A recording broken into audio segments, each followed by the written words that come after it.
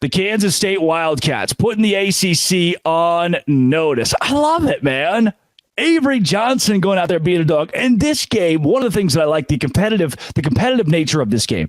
It was a ball game in the second half. It was a ball game going into the fourth quarter, and Kansas State still found a way to close out. Because if the narrative is that bowl games don't matter, that it weakens for me when I see a team like Kansas State, who has honestly been ravaged by the transfer portal, whose starting quarterback left, and they threw in Avery Johnson, who, had you told me would go 14 for 31, I would have said, oh, that's probably not a good thing. But he does rush for 71 yards, and overall, I thought he had a great day, and he is the future of not just that program, but he's the future of dual-threat quarterbacks in the Big 12. And DJ Giddens, from possession one, runs all over NC State, and I just kept thinking to myself, this is proof these games matter. Ravaged by transfer portal or not, in the Pop-Tarts Bowl, in a bowl game that in 30 years, someone's going to say, who won the 2023 Pop-Tarts Bowl? And I'm not going to know, and you're not going to know. Nobody's going to know. But Kansas State not only fought valiantly, but won the ball game and used this game to get better. Use this game where I was reading over 5-6 different websites previews of this ball game, and everyone said the exact same thing. The wrong team is favored. They liked NC State because of the opt-outs, because of no Ben Sinnott for Kansas State. They liked NC State because of the transfers, because no Will Howard for Kansas State. But still, Chris Kleiman's team finishes 9-4 and gets it done against a gritty NC State team that was on the verge of its second 10-win season in program history. And the Wildcats, against a top 20 team, against the number 18 team in America, and upset when you look at the numbers beside the names, 128-19. All my money on FanDuel is on Arizona and Kansas State. I was flying high last night after these ball games. And Kansas State proves, too, that the best in the ACC, look, NC State won almost 10 games. They struggled early on. Down the stretch, won a lot in that conference. And Kansas State, a team that didn't represent the Big 12 in the Big 12 championship game, a team that dropped 3 games in conference play, went and controlled the line of scrimmage in this game, controlled a game where NC State had more players healthy and ready to go, where they had their starting quarterback in Brennan Armstrong, and Kansas State made him look silly. 14 for 28, 164 yards, no touchdowns, and an interception. That says something to me. It once again proves the blue-collar nature of this league and how the Big 12 doesn't want to give up, and how these teams are going to use the bowl game to their advantage going into next season. And this continues to further my narrative that the Big 12 is a legitimate force in college football, and that this bowl season is proving that. What you saw was A&M, okay? A&M, Oklahoma. These teams that are losing and making excuses. These teams that are losing and making excuses are using the transfer portal. They're using, we had a lot of guys opt out. They're using these excuses, excuse after excuse, which don't play out for me. I don't believe that. You can't lose a game and be like, we didn't really want to be here. We weren't even trying. What was Kansas State's excuse?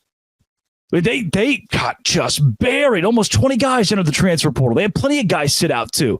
Had a true freshman starting quarterback. What was their excuse? There wasn't one. And had they lost the game, there wouldn't have been an excuse, because the Big 12 does it different. The Big 12 doesn't blue collar. It's not like the ACC. It's not like the Big 10. It's not like the SEC. There's not a lot of talk. When you win, you prove something. When you lose, you don't make excuses. You take your lumps and you go home. And the Big 12 has been doing a whole lot of winning. And this gives me a lot of confidence moving forward that the product of this conference, Kansas State helping prove it, is not just good, but nationally, it is at the top of the country. Kansas State, who was favored by 3.5, goes out and wins by 9. And the people who said the wrong team were favored were incorrect. And Avery Johnson is now the future of this conference.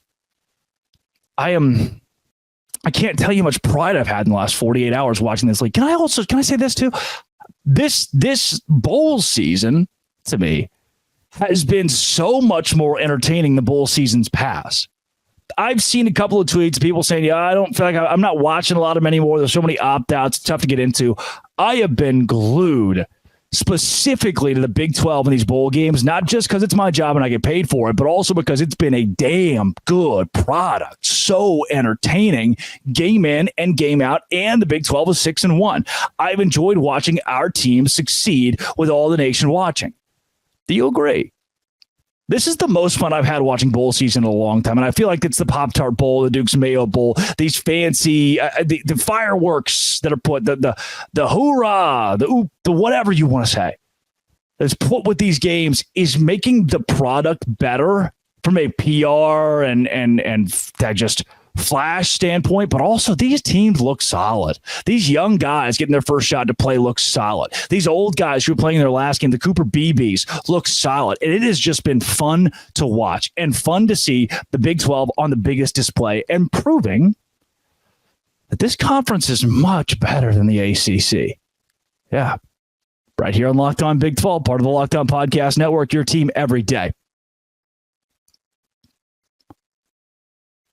Today's show is brought to you by FanDuel. FanDuel is where I go to make money. When I tell you I've been making a lot of monies thanks to FanDuel this season because of betting on Big 12 teams in bowl games. As the weather gets colder, the NFL deals also stay hot on FanDuel. Right now, new customers get $150 in bonus bets with any winning $5 money line bet. That's $150 if your team wins. You've been thinking about joining FanDuel. Well, there's no better time to get in on the action than right now. The app is easy to use, a wide range of betting options, including spreads, player props, over-unders, and more. Visit FanDuel.com/lockedon to kick off the NFL season. Again, spreads, player props, over-unders, FanDuel.com/lockedon. Kick off the NFL season. FanDuel, official partner of the NFL.